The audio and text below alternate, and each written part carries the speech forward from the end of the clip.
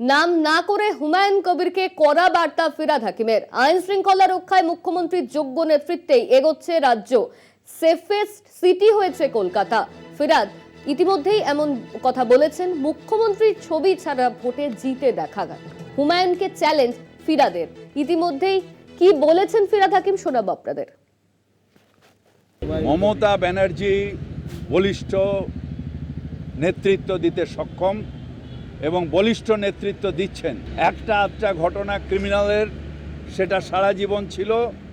যখন বুদ্ধবাবু পুলিশ মন্ত্রী ছিল তখনও ছিল, যখন জ্যোতিবাবু ছিলেন তখনও ছিলেন, যখন সিদ্ধার্থ রায়ের সময় চলে। কিন্তু সেফেস্ট সিটি অফ ইন্ডিয়া এটা মমতা বন্দ্যোপাধ্যায়ের সময় ভারতবর্ষ পেয়েছে এনজিবিটি রিপোর্টে, অর্থাৎ সেন্ট্রাল গভর্নমেন্টের রিপোর্টে।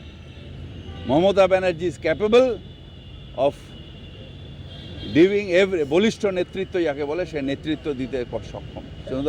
কাউকে এটা নিয়ে মাথা ঘামাতে হবে না। আমি অভিষেকের ব্যাপারে জানবো না, কারণ বলবো না, তার কারণ হচ্ছে অভিষেক আমাদের সন্তান, ঠিক টাইমের সেগুলো আসবে। কিন্তু Mamata Banerjee is capable of doing everything. আমরা মমতা ব্যানার্জির ছবি লাগিয়ে জিতি। যারা বড় বড় কথা বলে না, তাদের বলবো যে মমতা ব্যানার্জির ছবিটা সরিয়ে দিয়ে একটা ইলেকশন জিতে দেখ। মমতা ব্যানার্জি বলিষ্ঠ নেতৃত্ব দিতে সক্ষম।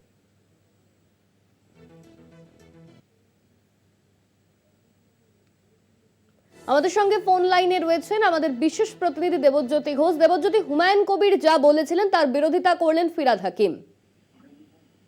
দেখো, গতকাল ভরতপুরের তৃণমূল কংগ্রেসের বিধায়ক হুমায়ুন কবির তিনি বলেছিলেন যে অভিষেক বন্দ্যোপাধ্যায়কে আগামী নির্বাচনে উপমুখ্যমন্ত্রী এবং পুলিশ মন্ত্রী করা হোক। সর্বক্ষণের পুলিশ মন্ত্রী থাকলে পুলিশ প্রশাসন সজাগ থাকবে এবং নিরাপত্তা বিঘ্নিত হবে না। সেই জায়গাতে তীব্র কটাক্ষ আজকে করেছেন ফিরহাদ হাকিম।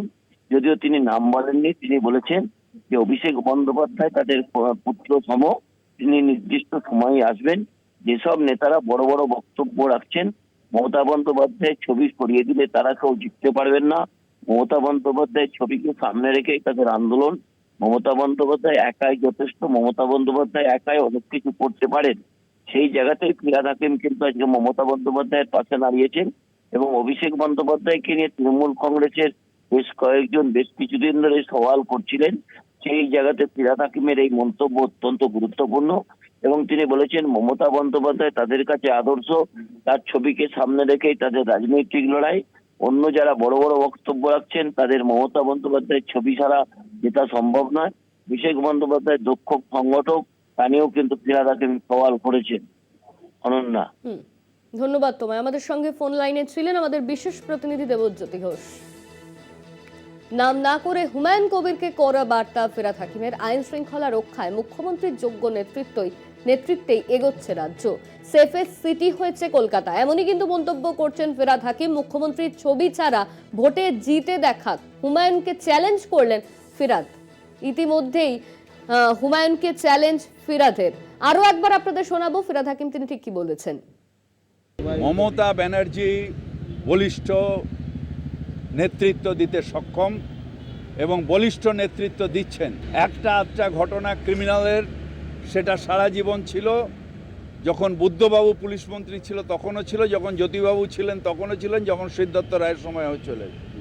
কিন্তু সেফেস্ট সিটি অফ ইন্ডিয়া এটা মমতা বন্দ্যোপাধ্যায়ের সময় ভারতবর্ষ পেয়েছে এনজিবিটি রিপোর্টে, অর্থাৎ সেন্ট্রাল গভর্নমেন্টের রিপোর্টে। Mamata Banerjee is capable of diving বলিষ্ঠ নেতৃত্ব যাকে বলে, সে নেতৃত্ব দিতে সক্ষম। কাউকে এটা নিয়ে মাথা ঘামাতে হবে না। আমি অভিষেকের ব্যাপারে জানবো না, কারণ বলবো না, তার কারণ হচ্ছে অভিষেক আমাদের সন্তান, ঠিক টাইমের সেগুলো আসবে। কিন্তু Mamata Banerjee is capable of doing everything.